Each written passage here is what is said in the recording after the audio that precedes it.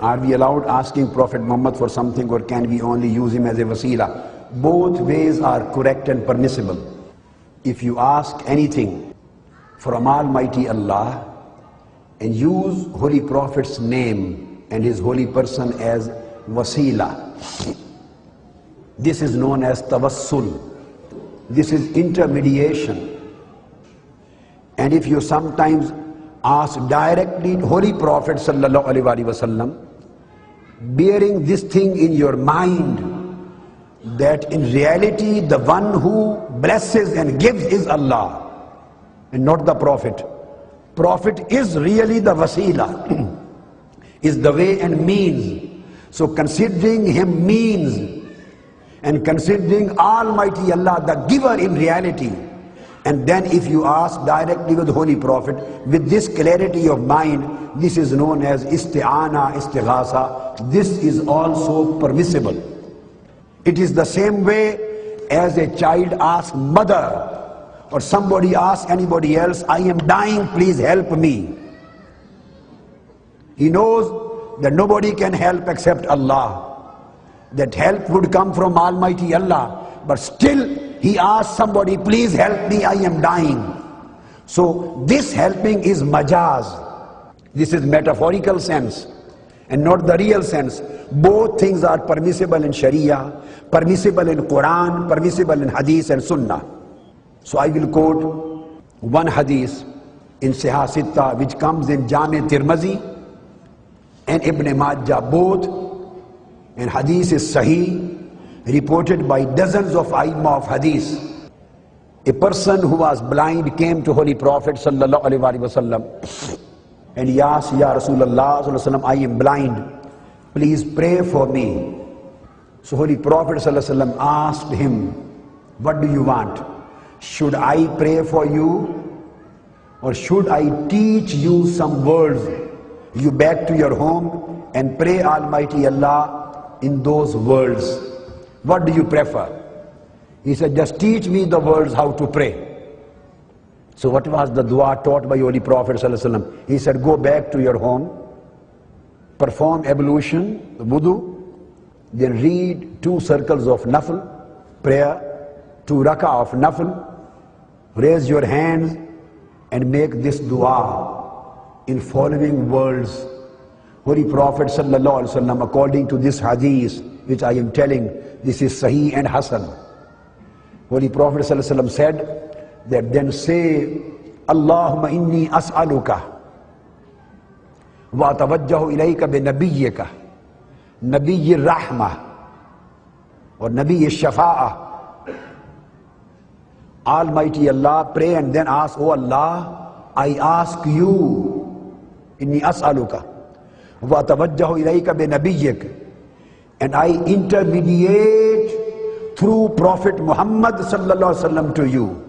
And then Holy Prophet taught him, after that say, Ya Muhammadu Ya Rasulullah. These are the words of a dua taught by Holy Prophet sallallahu alaihi wasallam himself. And he said, after this say, Ya Muhammadu Ya Rasulullah, inni atawajjahu bika ila Rabbi. In the beginning of invocation, the person was calling Almighty Allah, Allahumma inni as'aluka wa tawajjahu ilayka bi nabiyyika. Here was the tawassul. Oh Allah, I ask you in the name, for the sake of Prophet Muhammad sallallahu alaihi wasallam. So in first instance, the dua was made in wasila of Holy Prophet. And in second instance, Holy Prophet taught him, then address me directly. First part of invocation, the person is addressing Almighty Allah on the wasila of Holy Prophet. And second part of invocation, he is addressing directly to Prophet Muhammad sallallahu alaihi wasallam. Then say, Ya Muhammadu Ya Rasulullah. This hadith comes in Jami Tirmizi and Sunan Ibn Majah, Sahih Sitta with Asanid Sahiha and Asadeen Hasana.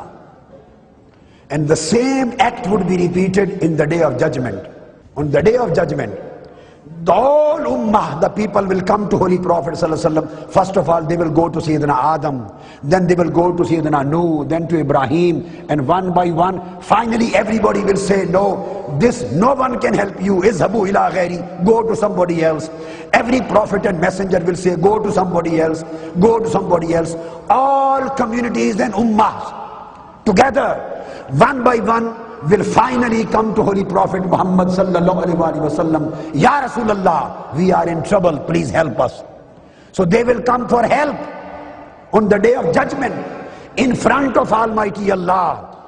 So if asking Holy Prophet for help directly, if it is a shirk, then Almighty Allah would have never allowed the people and the Ummah to perform this act on the day of judgment in His presence. Then Holy Prophet will perform shafa'ah for them. So this day of judgment will contain istighasa and shafa'ah. And in Sahih Bukhari, Holy Prophet ﷺ, the world of hadith, Sahih Bukhari hadith is, they say istaghasu bi Adam. They will go and seek help from Sayyidina Adam, then from Nuh, then from Ibrahim, and finally they will come to me to beseech help from me. And Holy Prophet will never say, why you are crying and coming to me? Go to Almighty Allah. Ask help from Him. He is the Lord of the day. He will help you. He will take you out of this crisis. Why are you here to me? He will never say this. He will say, Ana laha, Ana laha. You are on the right door. You are on the right door. Then Holy Prophet ﷺ will prostrate and he will do shafa'ah. And Holy Prophet's shafa'ah and tawassul will solve their problem.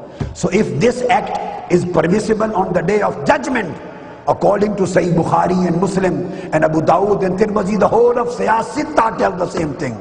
If this is made allowed and permissible in front of Almighty Allah on the day of judgment, then why this should be considered impermissible, non-permissible or forbidden in our life?